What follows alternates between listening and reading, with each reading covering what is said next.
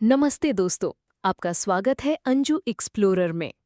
आज हम बात कर रहे हैं एक ऐसे देश की जो आकार में भले ही छोटा हो, लेकिन अपनी समृद्ध संस्कृति, अद्भुत प्राकृतिक सौंदर्य और गहन आध्यात्मिकता के लिए दुनिया भर में जाना जाता है। जी हाँ, हम बात कर रहे हैं नेपाल की। नेपाल हिमालय की गोद में बसा एक लैंडलॉक्ड देश है जो भारत और चीन के बीच स्थित है।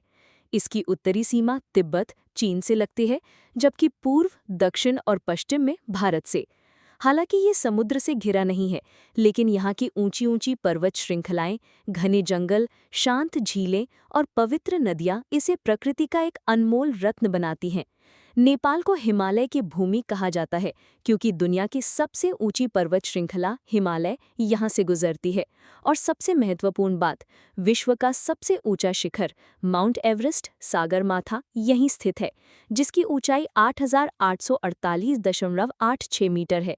नेपाल में कुल 8 ऐसे पर्वत हैं जो दुनिया के 10 सबसे ऊंचे पर्वतों में शामिल हैं, जैसे कंचनजंगा, लोटसे, मकालू आदि।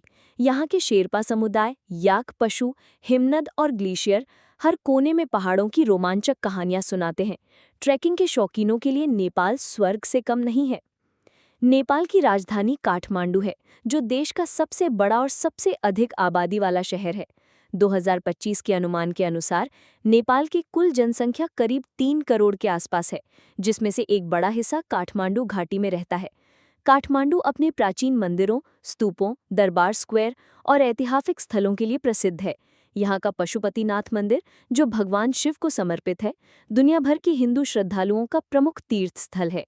इसके अलावा स्वयंभूनाथ स्तूप, मंकी टेम्पल, बौद्धनाथ स्तूप और भक्तपुर का दरबार स्क्वायर नेपाल की सांस्कृतिक विरासत की जीवंत झलक पेश करते हैं।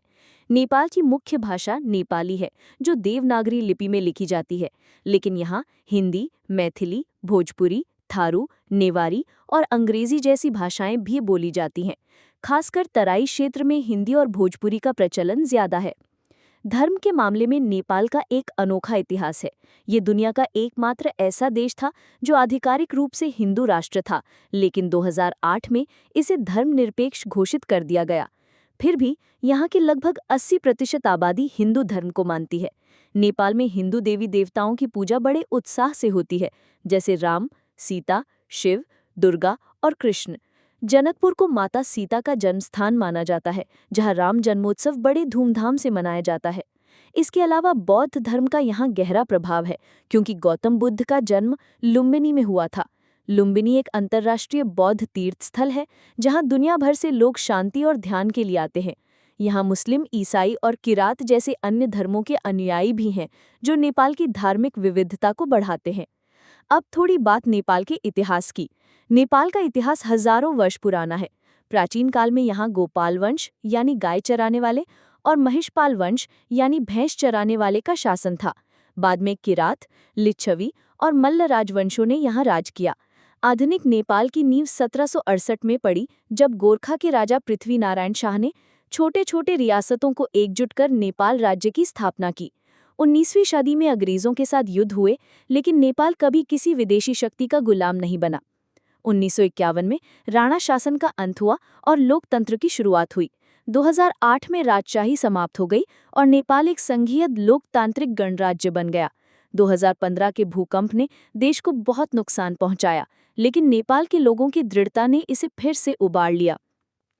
नेपाल की अर्थव्यवस्था मुख्य रूप से कृषि, पर्यटन और प्रवासी मजदूरों के भेजे पैसे रेमिटेंस पर निर्भर है।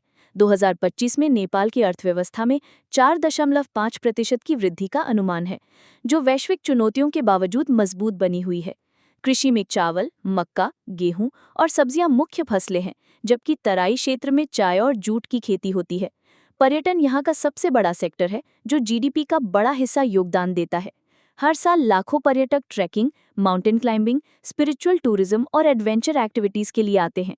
रेमिटेंस भी अर्थव्यवस्था की रीढ़ है, क्योंकि लाखों नेपाली भारत, खाड़ी देशों, मलेशिया, कोरिया और अन्य देशों में काम करते हैं। 2025 में नेपाल का जीडीपी पीपीपी के आधार पर लगभग $255 बिलियन होने का अनुमान है। पर्यटन के लिहाज से नेपाल एक खजाना है।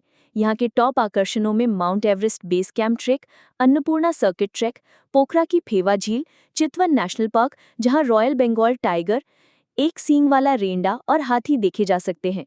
लुम्बिनी के अलावा मुस्तांग का ऊपरी क्षेत्र जहां तिब्बती संस्कृति जीवित है और बाडिया नेशनल पार्क वन्यजीव प्रेमियों के लिए आदर्श हैं। काठमांडू घाटी में भक्तपुर, पाटन और काठमांडू के यूनेस्को विश्व धरोहर स्थल है। पोखरा में पैराग्लाइडिंग, बोटिंग और सूर्योदय का नज़ारा अविस्मरणीय है। 2025 में नेपाल नए पर्यटन स्थलों को विकसित कर रहा है, जैसे इको टूरिज्म और योगा रिट्रीट। नेपाल की संस्कृति बेहद विविध प्रकार की है। यहाँ 100 से अधिक जातीय समूह हैं, जैसे नेवार, गुरुंग, मगर, थारू, शेरपा, राई और लिम्बू। हर समुदाय की अपनी भाषा, परिधान, नृत्य और परंपराएं हैं। नेवार लोग काठमांडू घाटी के मूल निवासी हैं, जिनकी वास्तुकला और कला अद्वितीय है। शेरपा हिमालय क्षेत्र में रहते हैं और एवरेस्ट अभियानों में प्रसिद्ध है। थारू तराई के जंगलों में रहते हैं और अपनी मछली पकड़ने की परंपराओं के लिए जाने जाते हैं। नेपाल के त्योहार संस्कृति की जीवंतता को दिखाते हैं। दसैन यानी दशहरा सबसे बड़ा त्योहार है, जहां दुर्गा पूजा और परिवार मिलन होता है। तिहार यानी दिवाली रोशनी, लक्ष्मी पूजा और भाई टीका के साथ मनाया जाता है। बुद्ध जयंती लुम्बिनी में बौद्ध अनुयायियों का प्रमुख उत्सव है। गाय जात्रा जहां लोग गायों की पूजा करते हैं और हास्य परेड निकालते हैं। जनाई पूर्णिमा यानी रक्षाबंधन, तीज यानी महिलाओं का व्रत और लोहसार यानी तिब्बती नववर्ष जैसे त्योहार नेपाल की सांस्कृतिक बहुरंगी को दर्शाते हैं। नेपाली संगीत, नृत्य जैसे कुमारी जात्रा और इंद्र जात्रा में पारंपरिक वाद्य यंत्र बजाए जाते हैं। प्रशासनिक रूप से नेपाल एक संघीय लोकतांत्रिक गणराज्य है। 2015 के संविधान के बाद देश को 7 प्रदेशों में बांटा गया। प्रदेश 1 बागमती, गंडकी, लुम्बिनी, कर्णाली, सुदूर पश्चिम और मधेश। यहाँ का राष्ट्रीय ध्वज दुनिया का एकमात्र गैर आयताकार झंडा है, जो 2 त्रिकोणों से बना है और सूर्य और चंद्रमा को दर्शाता है। नेपाल और भारत के रिश्ते सदियों पुराने हैं। सांस्कृतिक, धार्मिक और आर्थिक बंधन मजबूत हैं। खुली सीमा के कारण बिना वीजा के यात्रा संभव है। भारत नेपाल का सबसे बड़ा व्यापारिक साझेदार है।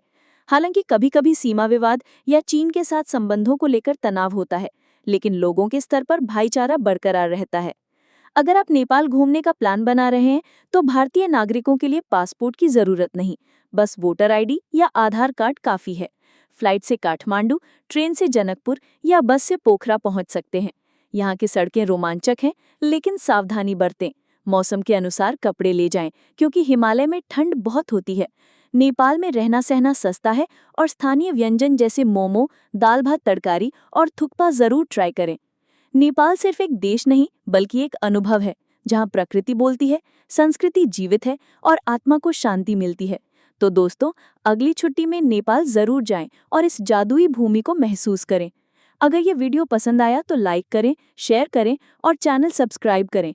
बेल आइकन दबाएं ताकि नए वीडियो की नोटिफिकेशन मिले। धन्यवाद देखने के लिए। जुड़े रहिए।